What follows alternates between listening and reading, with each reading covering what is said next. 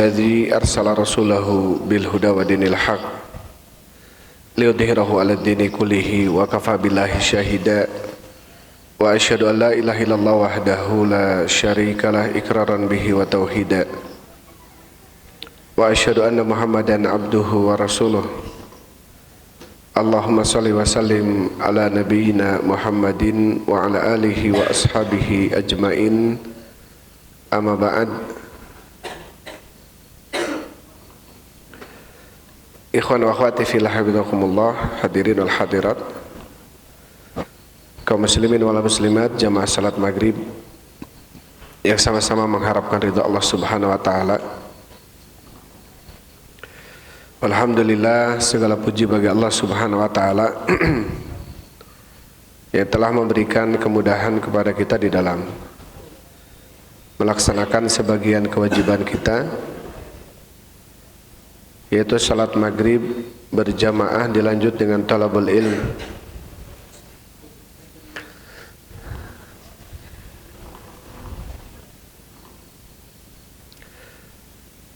Baik, insyaallah kita lanjutkan pembahasan kita dalam kitab Riyadhus Shalihin karya Imam An-Nawawi rahimahullahu ta'ala.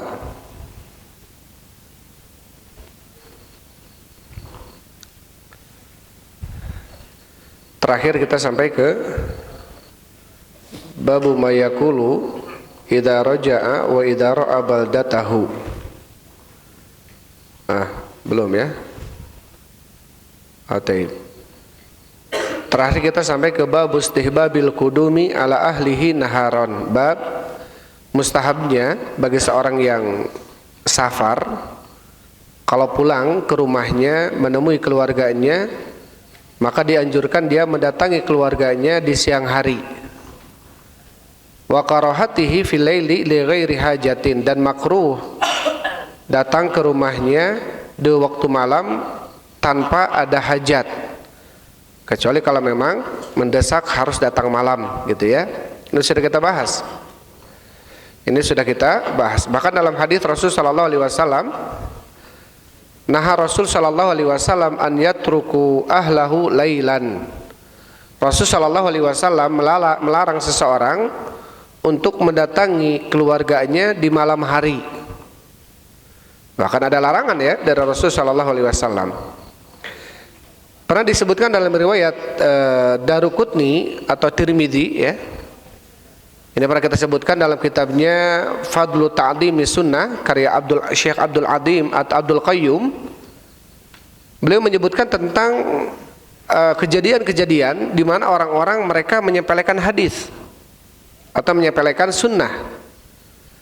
Salah satu yang disebutkan oleh beliau dalam kitabnya Fadlu Ta'dhimi Sunnah, keutamaan mengagungkan sunnah, adalah salah satu kejadian di mana ada seseorang atau dua orang ketika mereka pulang berdagang hendak menemui keluarganya itu di malam hari. Kemudian diingatkan oleh seseorang dengan hadis naha Rasul sallallahu alaihi wasallam an yatruku ahlahu lailan. Rasul sallallahu alaihi wasallam melarang seseorang untuk mendatangi keluarganya di malam hari. Di sini naha ya, naha itu apa? Larangan. Artinya Rasul melarang. Kecuali kalau hajat, kalau ada hajat atau kondisi mendesak harus datang malam hari. Maka dua orang ini kemudian ketika diingatkan oleh sahabatnya tentang hadis Nabi ini, pada hadisnya sahih muttafaq alaih, dia tetap ya ingin pulang ke rumahnya. Tatkala dia pulang ke rumahnya, memasuki rumahnya, dia mendapatkan istrinya bersama laki-laki lain di rumahnya. Ya, artinya Allah langsung berikan azab, musibah kepada orang itu ketika dia menolak hadis. Ada hadis yang lainnya ketika ada seseorang di hadapan Rasulullah makan dengan tangan kirinya, kata Rasulullah, kul biyaminik, makan dengan tangan kananmu. Orang itu mengatakan, aduh saya nggak bisa ya Rasul, padahal dia bisa. Kata Rasul sallallahu alaihi wasallam, lastata'at ma manahu ilal kibr, betul-betul dia tidak akan bisa kalau begitu. Karena tidak menghalangi dia untuk makan dengan tangan kanannya kecuali sombong. tiba-tiba tangan kanan itu lumpuh. Ya, dan ini disaksikan oleh Rasul sallallahu alaihi wasallam. Hadis riwayat Muslim. Dan ini disebutkan oleh Syekh Abdul Qayyum tentang akibat yang Allah segerakan bagi orang-orang yang mencela sunnah, menolak sunnah, tidak mengindahkan sunnah. Ini perlu kita untuk mengagungkan sunnah, ya, mengagungkan sunnah. Perhatikan. Jangan ngobrol, perhatikan. Ditulis, kalau bisa ditulis, nanti ditanya. Taib. Jadi dalam hadis ini yang sudah kita bahas sebelumnya tentang apa?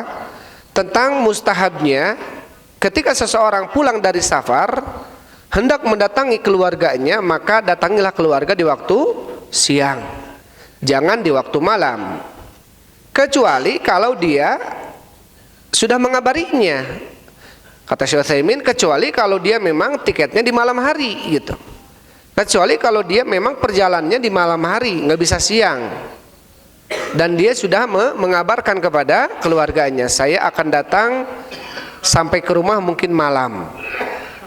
Kalau kondisinya seperti itu, maka insya Allah tidak mengapa, ya, karena ada hajat. Tapi kalau dia tidak mengabarkan, ujung-ujung datang malam hari, ini makruh. Bahkan Imam Nawawi mengatakan makruh. Ini perkara ini dibenci. Kenapa dibenci? Karena tentunya seseorang, apalagi istri, keluarga di rumah, ya, merindukan kedatangan suaminya. Tentu dia kalau tahu akan datang di malam hari, dia setidaknya bersiap-siap gitu. Tapi ini karena nggak ada kabar, maka dia kemudian apa? Maka dia kemudian tidak bersiap-siap akan kedatangan suaminya. Maka dia kemudian apa? Masuk ke dalam bab makruh, ya, dibenci perkara ini. Taib, itu sudah kita bahas, ya. Sekarang kita masuk ke bab yang baru. Bismillahirrahmanirrahim. Qala Syekh rahimahullahu taala, qala Imam Nawawi, babu ma yaqulu idza raja'a wa idza ra'a baldatahu. Bab apa yang diucapkan oleh seseorang yang safar ketika dia kembali pulang dan ketika dia melihat negerinya atau kampungnya. Ya, dia lama meninggalkan kampungnya, meninggalkan negerinya. Kemudian dia melihat dari jauh negerinya sudah terlihat, kampungnya sudah terlihat. Maka apa yang diucapkan? Imam Nawawi mengatakan fihi hadits Ibnu Umar as-sabiqu fi bab takbiril musafir idza sa'ida ats-tsanaya. Di dalamnya ada hadis Ibnu Umar yang telah lewat di dalam bab takbir, bab dianjurkan seseorang yang safar itu bertakbir ketika dia sa'ida ats-tsanaya, ketika dia melalui jalanan yang tinggi, ya, jalan yang muncak yang tinggi, dia mengucapkan takbir. Dan ketika melalui jalanan yang turun, mudun, maka dia mengucapkan tahmid atau tasbih, ya, subhanallah. Kemudian setelah itu Imam Nawawi membawakan satu hadis wa an Anas bin Malik radhiyallahu anhu qala, dari Anas bin Malik semoga Allah meridainya, qala berkata, aqbalna ma'an Nabi sallallahu alaihi wasallam, kami pulang bersama Nabi sallallahu alaihi wasallam, hatta idza kunna bi dhahril Madinah, sehingga ketika kami berada pas di depan Madinah, artinya mau masuk ke Madinah, kota Madinah.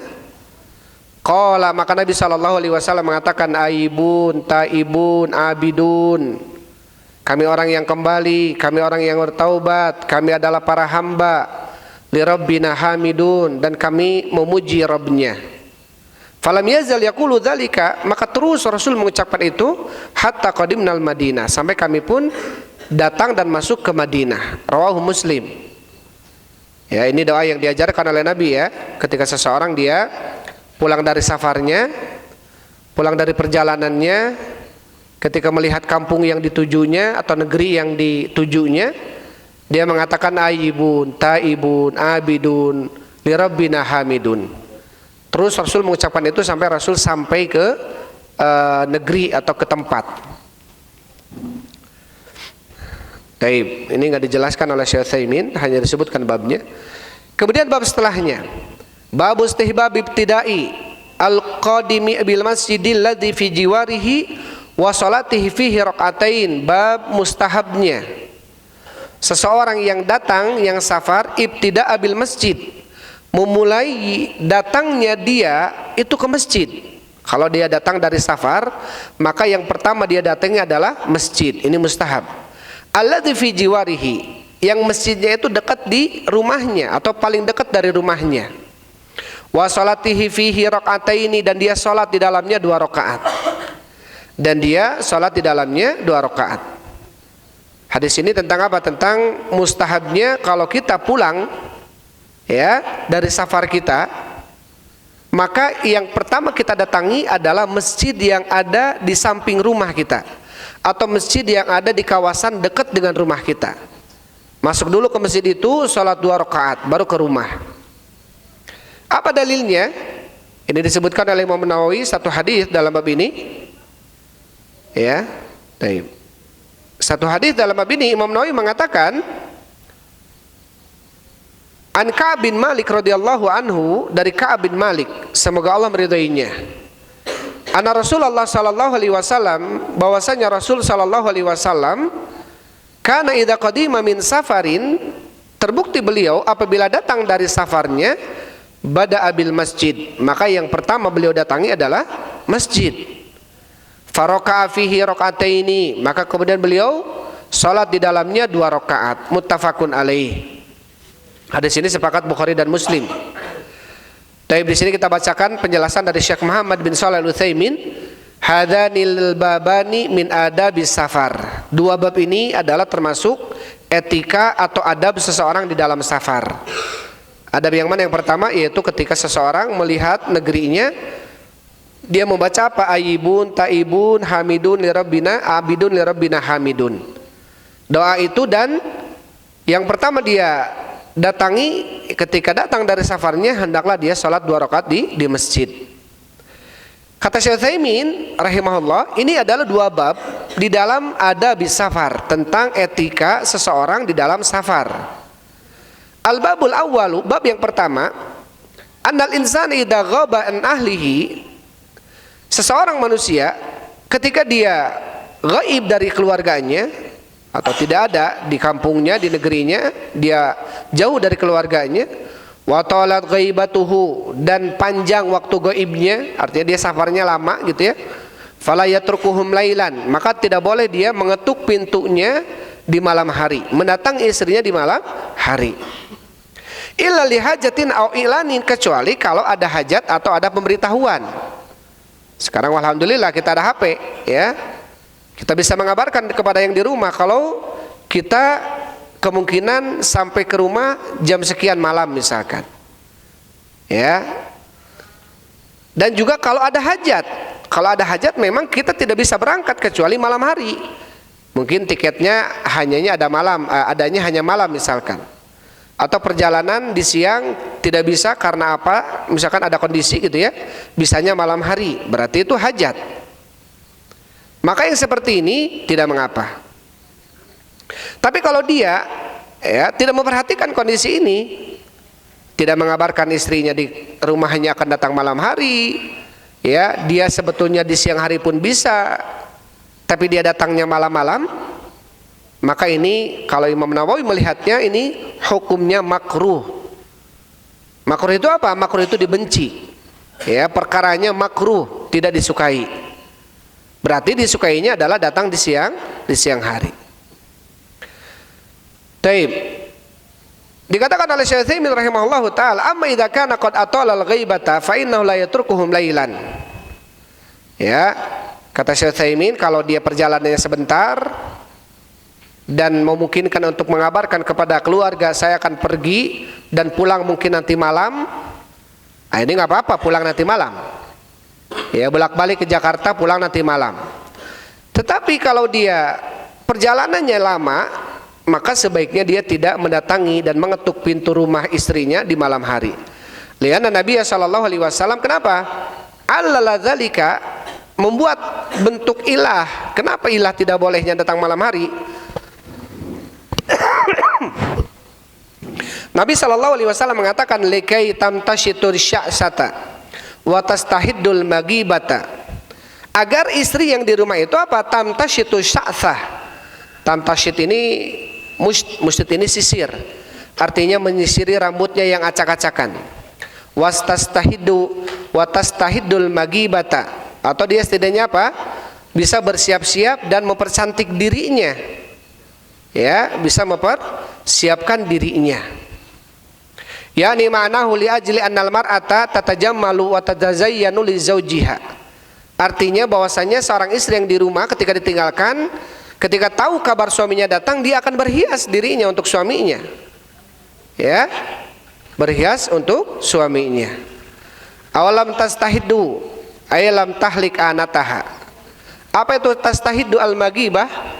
Kata Syekh Utsaimin rahimahullah, lam tahlik anataha. Setidaknya dia mempersiapkan dirinya dengan mencukur bulu-bulunya. Taib. Ya, segitunya gitu ya Nabi SAW bagaimana mengajarkan kepada para istri untuk berhias dirinya di hadapan suaminya.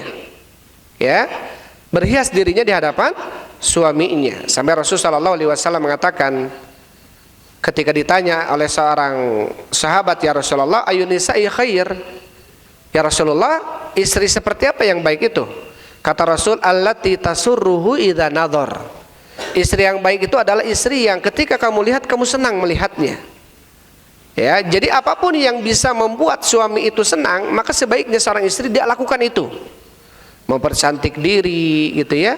Kalau memang suaminya suka perempuan yang bersolek gitu. Ada suami-suami yang nggak terlalu suka itu. Cukup saja sederhana. Ada yang suka berarti dia harus bersolek gitu.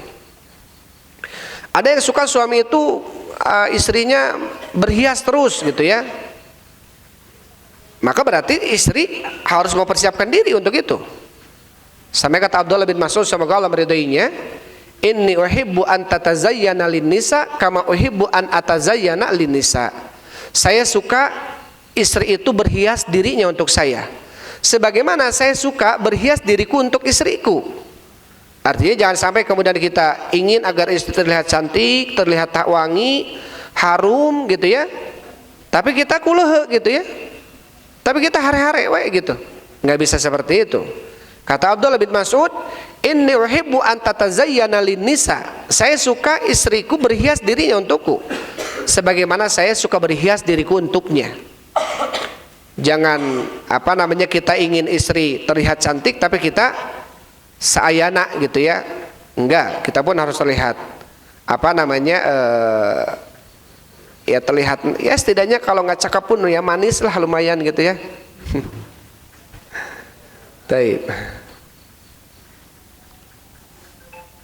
Jadi itu ilatnya ya. Ilatnya kenapa Rasulullah SAW melarang seseorang yang datang dari safarnya mengetuk pintu rumahnya di malam hari agar istrinya bersiap-siap. Adapun hadis yang kedua, adab etika yang kedua adalah tentang apa? Tentang yang pertama, dia datangnya dalam masjid. Fa huwa idza qadimal insanu min safari falyabda qabla kulli syai'in bil masjid. Maka yang pertama dia datangi ya dari safarnya adalah masjid sebelum segala sesuatunya. Artinya sebelum rumahnya. Qabla an yadkhula ala ahlihi, sebelum dia masuk ke keluarganya. Yabda'u bil masjid wa yusalli fi raka'atain. Dia datang ke masjid dulu dan sholat di dalamnya 2 rakaat. Lianna Nabi sallallahu alaihi wasallam sanna dzalika li ummatihi. Karena Nabi sallallahu alaihi wasallam mensunnahkan itu bagi umatnya. Fi qaulihi wa filihi. Sunnah ucapan Nabi menganjurkan dan juga mencontohkannya Nabi. Ya, bukan hanya sunnah qauliyah saja. Bukan hanya sunnah ucapan saja, tapi juga dicontohkan oleh Nabi sallallahu alaihi wasallam amalan itu. Fakana sallallahu alaihi wasallam idza qadima awwala ma yabda'u bihi huwal masjid. Maka Nabi sallallahu alaihi wasallam setiap dari safarnya yang pertama didatangi oleh Nabi adalah masjid. Ini tentunya menjadi apa? Menjadi kebiasaan Nabi sallallahu alaihi wasallam. Ya, dan juga menjadi anjuran Nabi kepada kita selaku umatnya. Baik. Kemudian Syekh Utsaimin rahimahullahu taala mengatakan wa hadhihi sunnatu qad ghafala anha katsirun minan nas. Dan ternyata sunnah ini mulai banyak dilalaikan oleh kebanyakan manusia. Artinya ternyata sunnah-sunnah seperti ini banyak manusia lalai darinya. Imma jahlan, baik karena dia tidak tahu ilmu, bisa jadi dia menyepelekan hal itu. Ya, astagfirullah. Kadang-kadang kita juga lupa gitu ya. Terkecuali kalau kita biasanya kalau haji, umroh, kalau kita biasa berangkat dari Yupi, pulang ke Yupi, berangkat sholat safar, pulang nanti sholat safar dulu, pulang sholat sunnah dulu di masjid biasanya. Tapi kalau bubarannya di mana gitu ya, di hotel mana, di bandara apalagi, itu sudah kadang-kadang masing-masing datang ke rumah, ya mungkin jamaah pun tidak datang ke masjid, langsung ke rumah masing-masing. Taib ini sebetulnya adalah kata Syekh termasuk sunnah yang ghafala anha katsirun minan nas. Kebanyakan manusia melalaikan hal ini. Padahal ini adalah termasuk sunnah fi'liyah, sunnah kauliyah. Apa itu sunnah fi'liyah? Sunnah yang dicontohkan oleh Nabi dan sunnah yang diperintahkan. Jadi muatan hukumnya itu lebih kuat. Ya, muatannya hukumnya itu lebih kuat. Jadi ada sunnah kauliyah, ada sunnah fi'liyah, bahkan ada sunnah takririyah. Takririyah itu apa? Pembiaran Nabi terhadap sesuatu menunjukkan hal itu sunnah. Pembolehan Nabi terhadap sesuatu menunjukkan itu sunnah. Nabi SAW ketika bertanya kepada Abu Hurairah, ya Abu Hurairah, ma arja amalin indak, apa amalan yang paling berharga di sisimu sehingga aku mendengar suara terumpah kakimu berada di surga? Kira-kira apa kata Rasulullah? Kata Abu Hurairah bahwasanya tidaklah aku hadas kecuali aku berwudu dan aku sholat dengannya. Taib. Hadis ini Rasul Shallallahu Alaihi Wasallam bertanya kepada Abu Hurairah karena suara terumpahnya Abu Hurairah terdengar di mana? Kepada Bilal, bukan Abu Hurairah ya, maaf. Kepada Bilal, dan terdengar suara terumpahnya di mana? Di surga. Kemudian Rasul bertanya, ya Bilal, wahai Bilal, ayu amalin arja indak, amalan apa yang paling berharga atau paling spesial di sisimu sehingga aku mendengar suara terumpahmu berada di surga? Kata Bilal bin Abi Rabah, semoga Allah meridhoinya, bahwasanya tidaklah aku berhadas kecuali aku berwudu dan sholat 2 rakaat. Ada kemudian dengan hadis ini menunjukkan dalil bahwasanya tidak harus amalan itu ada contohnya dari Nabi. Coba bayangkan, bahwasanya Bilal aja dia tidak melakukan amalan mencontoh Nabi sampai Nabi bertanya tentang amalan itu. Ini pahamnya nggak tahu gimana nih pahamnya. Sampai dengan dalil itu berarti boleh bagi kita mengamalkan sebuah amalan yang Nabi tidak mengamalkannya. Nah, ini bahaya, ya. Karena Bilal pun mengamalkan sebuah amalan dan dibenarkan oleh Nabi. Ini namanya sunnah takririyah. Artinya pembiaran Nabi. Bahkan diamnya Nabi menunjukkan kepada amalan itu benar, berarti dilakukan sunnah itu. Jadi kalau kita mau mencontoh amalan Bilal, ini termasuk sunnah Nabi. Sunnah apa? Takririyah Nabi. Saya ingin agar terumpah saya terdengar suaranya di surga dengan memperbanyak wudu gitu ya, dan sholat ketika hadas. Ketika hadas, kentut misalkan ya, atau buang air kecil, buang air besar, kemudian kita wudu, sholat. Kita ingin memperbanyak itu karena Bilal pun amalan itu ternyata bisa menyebabkan dia terdengar suara terumpahnya di surga. Boleh nggak? Boleh. Bidah nggak bidah. Kenapa? Karena hal ini disaksikan oleh Nabi dan dibenarkan oleh Nabi. Ya, sebagian ada yang kemudian mengatakan bahwasanya ini menunjukkan dalil bahwasanya bolehnya, Nabi pun berarti nggak tahu ada amalan ini. Ya, sampai Nabi bertanya, berarti ini amalan ini tidak ada contohnya dari Nabi. Wah, ini salah pernyataan ini salah sekali. Ya, sehingga kalau kemudian bab ini dibuka, pintu ini dibuka, akhirnya manusia masing-masing akan beramal sesuai kreasinya. Ada cek saya, iya hade, ya, akhirnya beramal. Nggak boleh seperti itu, harus ada dalil. Makanya dalam sunnah itu ada sunnah fi'liyah, sunnah kauliyah, dan sunnah takririyah. Takririyah itu apa? Pembiaran, penetapan Nabi, ikrarnya Nabi menetapkan ini itu boleh, ya. Maka namanya sunnah takririyah. Jadi itu ilatnya ya, itu ilahnya. Tapi kita masuk ke bab yang setelahnya. Yang ada bukunya diperhatikan. Sekarang masuk ke bab tahrimis safaril mar'ati wahdaha, bab haramnya seseorang perempuan safar sendirian. Bab haramnya seseorang perempuan safar sendirian. Bahkan di sini Imam Nawawi tegas mengatakan haram. Nah, ini juga perlu untuk kita perhatikan ya, hal ini, kondisi ini, jangan sampai kemudian kita menyepelekan ya, bermudah-mudah dalam hal ini. Pergi perempuan tanpa ada mahramnya sendirian. Kecuali ada mahramnya. Siapa mahramnya? Misalkan anaknya dia laki-laki yang sudah balik, mahram. Tapi kalau anaknya masih kecil belum balik, belum bisa jadi mahram dia. Atau dia mertuanya laki-laki, bisa jadi mahram. Ya, atau bapaknya jelas, adiknya, kakaknya yang laki-laki, maka bisa jadi mahram. Maka di sini disebutkan oleh Syekh rahimahullahu taala, bahkan Imam Nawawi tegas ya dalam hal ini, tahrim, haramnya safaril mar'ati wahdaha, safarnya seorang perempuan sendirian. Berarti menunjukkan bahwasanya seorang perempuan yang pergi-pergian sendirian itu haram. Tidak boleh. Ya, kalau haram berarti jatuh kepada sebuah kesalahan dan dapat dosa. Ini khawatir. Ya, taib.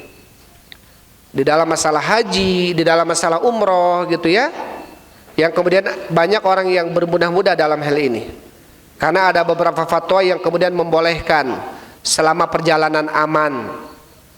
Nah ini menjadi syubhat ya, selama perjalanan aman. Tentunya di sini Nabi SAW secara mutlak mengatakan tidak boleh safar seorang perempuan itu sendirian. Tidak digarisbawahi kalau kondisinya aman nggak apa-apa, enggak. Karena tentunya safar itu adalah, berarti kita harus menggarisbawahi safar itu jaraknya seperti apa, gitu ya. Nanti akan dijelaskan. Ini safar itu perselisihan ya di antara para ulama. Ada yang safar itu mengatakan 85 km sudah safar. Pernah Rasulullah SAW 3 km, 4 km sudah melakukan sholat 2 rakaat, menunjukkan itu termasuk safar. Pernah Nabi SAW melakukan perjalanan selama lebih dari 3 hari baru melakukan itu sebagai amalan atau amaliyah safariyah, sehingga Rasul mengqashar sholatnya dan menjamaknya. Sebagian mengatakan bahwasanya safar itu adalah ketika kita sudah tidak melihat atap bangunan rumah kita, kampung kita, maka itu termasuk safar. Artinya berarti definisi safar ini perselisihan banyak.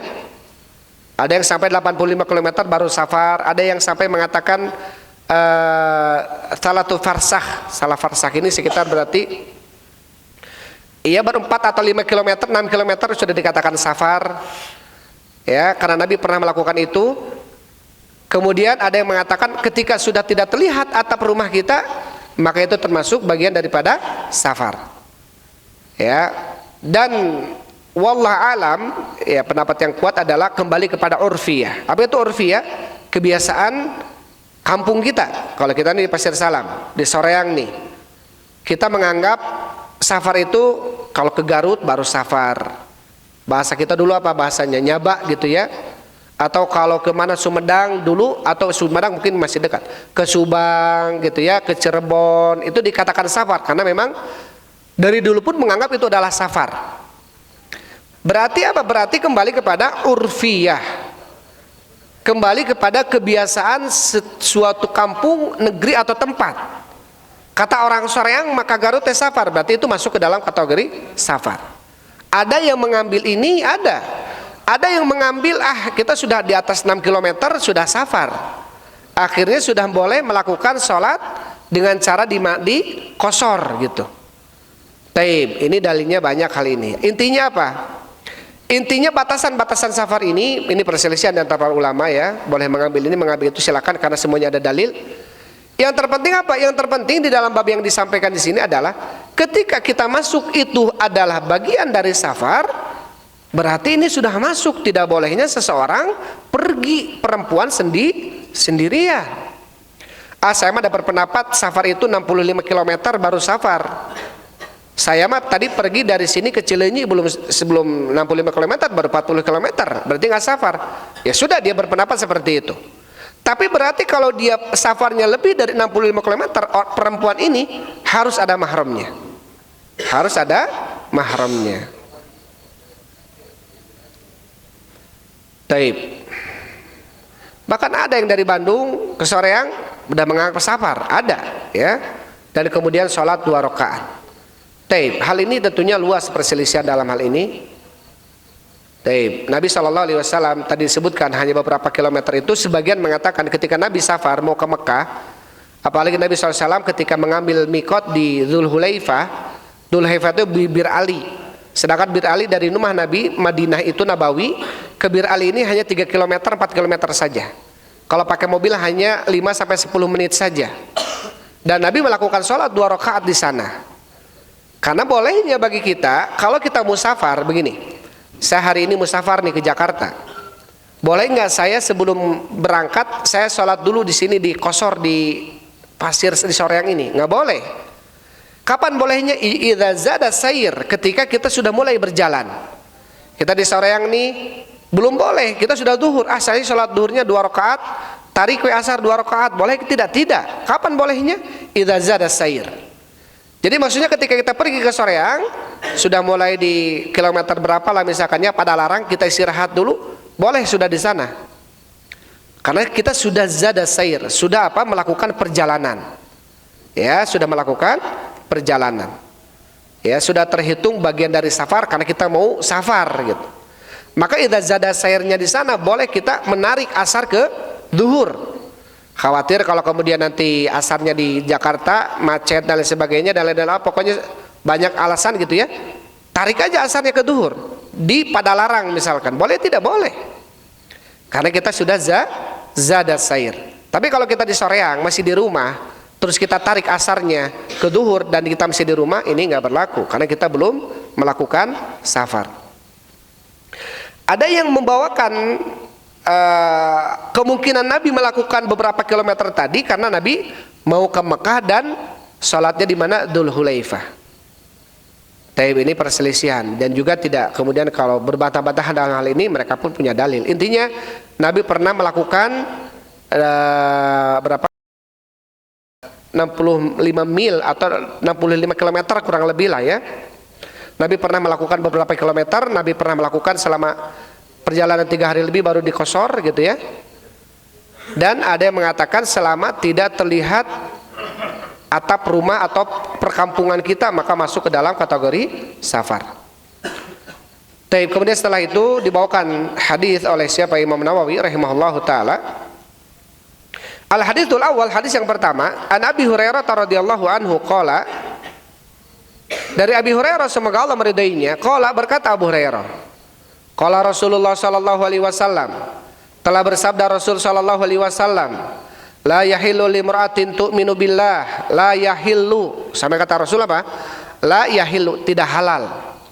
Limra'atin, bagi seorang perempuan, tu'minu billahi, yang beriman kepada Allah, wal yaumil akhir, dan beriman kepada hari akhir, tusafiru masirata yaumin wa lailatin, dia melakukan safar sejarak 1 hari 1 malam, illa ma'adhi mahram, kecuali dengan mahramnya, alaiha, atasnya. Muttafaqun alaih. Hadis ini sepakat Bukhari dan Muslim. Di sini Rasulullah sallallahu alaihi wasallam melarang, bahkan mengatakan la yahillu, tidak halal. Berarti kalau tidak halal berarti apa? Haram. Ya. Seorang perempuan yang beriman kepada Allah dan yaumil akhir untuk melakukan safar. Rasul menjelaskan safarnya 1 hari 1 malam. Berarti ada jarak yang disampaikan oleh Rasulullah. Berarti kembali kepada definisi safar, ya. Di sini Rasul mengatakan ya, masirata yaumin wa lailatin, perjalanan 1 hari 1 malam. Bayangkan perjalanan 1 hari 1 malam dulu kalau dengan unta. Kalau unta perjalanan cuma 10, jangan 10, 5 km per jam gitu ya. Kalau dia 1 hari 1 malam itu mungkin paling cuma 30 km per jam. 30 km baru dilalui dengan perjalanan siang, dari pagi sampai siang dengan unta itu, karena nggak lari gitu ya. Kalau dari pagi sampai sore dengan perjalanan yang jalan unta seperti itu misalkan ya, ini mungkin hanya 30 km 40 km saja batasannya kalau dihitung dengan kecepatan kendaraan yang kita miliki sekarang. Jadi jangan kemudian berpikiran 1 hari 1 malam kalau pakai bis sekarang kemana? Surabaya 1 hari 1 malam. Berarti perjalanan dari sini ke Jakarta mah nggak masuk, ya, karena nggak cuma 2 jam, cuma 3 jam aja. Nggak seperti itu hitungannya, ya. Karena perjalanan dulu yang ditempuh oleh Nabi tentunya khususnya gitu ya. Ini adalah dengan kendaraan tunggangan yang tunggangan itu adalah hewan ya. Kalau nggak kuda, kalau nggak keledai, kalau nggak unta. Tentunya dalam perjalanan nggak lari, nggak untanya lari. Wah, safar dalam kondisi lari, seul ya kali kiben. Jalan santai gitu ya. Taib. Nanti kita bacakan pendapat Syekh Utsaimin. Ini kemudian yang kedua, wa Ibnu Abbas radhiyallahu anhuma. Dari Ibnu Abbas semoga Allah meridhai keduanya. Annahu sami'an nabiyyu. Annahu sami'an nabiyya sallallahu alaihi wasallam yaqul. Bahwasanya beliau mendengar Nabi sallallahu alaihi wasallam bersabda, la yakhluwanna rajulun bi imra'atin illa wa ma'adu mahram. Tidak boleh seseorang laki-laki berkhalwat dengan seorang perempuan, laki-laki dengan perempuan dia khalwat berdua-duaan. Illa wa ma'adu mahram, kecuali bersamanya ada mahramnya. Wala tusafirul mar'atu illa ma'adi mahram, dan tidak boleh seorang perempuan melakukan safar kecuali dengan mahramnya. Faqala lahu rajulun, kemudian berkata kepada Nabi seseorang, ya Rasulullah, wahai Rasulullah, inna imra'ati kharajat hajatan. Sesungguhnya istriku dia keluar mau melakukan safar, safarnya hajah, itu haji. Wa inni uqtutibtu fi ghazwatin kada wa kada, sedangkan saya sudah mau pergi melakukan perang ini dan itu. Artinya hari ini atau hari tertentu istri saya akan pergi haji, tapi saya pas hari itu saya mau perang, ada kewajiban perang saya. Tapi apa kata Nabi? Intolik fahaji ma'amro'atika, pergi kamu dengan istrimu temani dia haji. Muttafaqun alaih, sepakat Bukhari dan Muslim. Sampai dibandingkan dengan jihad yang kita tahu, seorang laki-laki amalan tertinggi dalam Islam apa? Jihad. Jadi seorang laki-laki itu dalam Islam ada amalan tertinggi bagi laki-laki apa? Jihad. Wadir watu sanamihil jihad. Hadis keberapa itu? Wadir watu sanamihil jihad. Hadis siapa?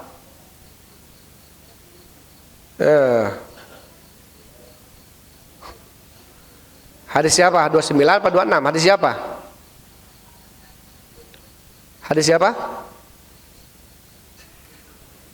Sakilat ka ummuka. Oh, naon? Sakilat ka ummuka ya.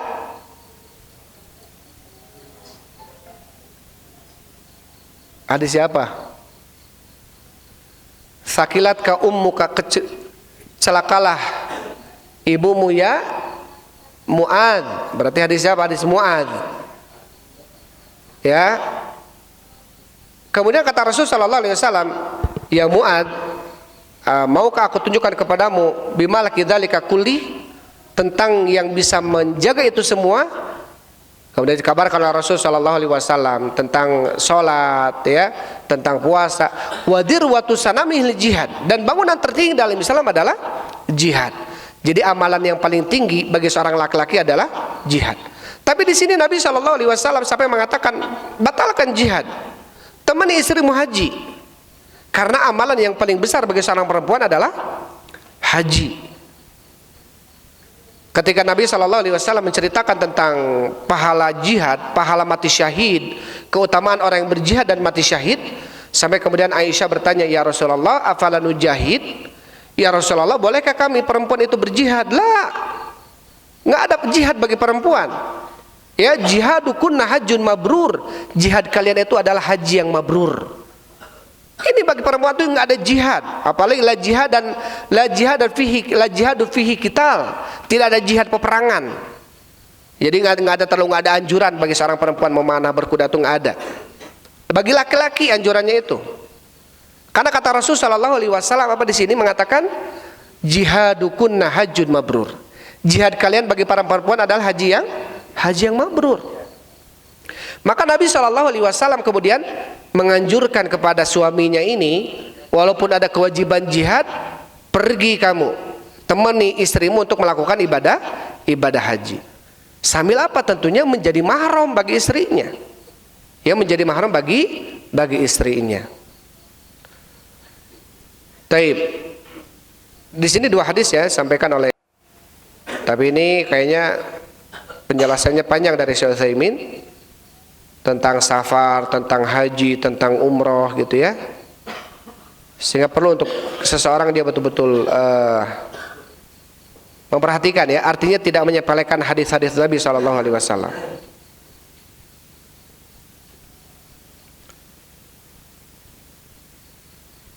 Taib, ini panjang penjelasan Syekh Utsaimin rahimahullah, tapi waktu tidak akan cukup ya. Insya Allah kita bahas. Jadi kedepannya nanti pertemuan yang akan datang kita langsung penjelasan ya dari Syekh Utsaimin rahimahullah tentang hadis masalah babu tahrimis safaril mar'ati wahdah, bab haramnya safar seorang perempuan sendirian. Tapi itu saja yang bisa saya sampaikan ya. Wallahu a'lam bishawab. Alhamdulillah wassalatu wassalamu ala Rasulillah. Subhanakallahumma rabbana wa bihamdik asyhadu an la ilaha illa anta astaghfiruka.